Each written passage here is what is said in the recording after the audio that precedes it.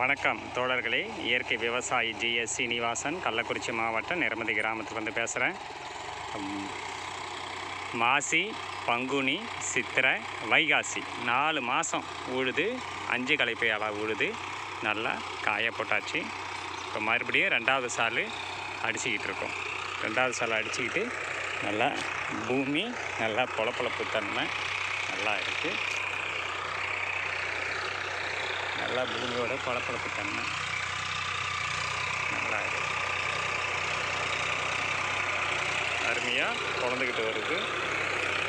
அடுத்தது இதில் கடலை போட போகிறேன். கீழே பனி விறகு விசிற போகிறேன். பனி விறகு கடலையோட ஊடு பயிராக சூரியகாந்தி, விவசாய கம்பு இதெல்லாம் போட போகிறேன். நன்றி தோழர்கள்.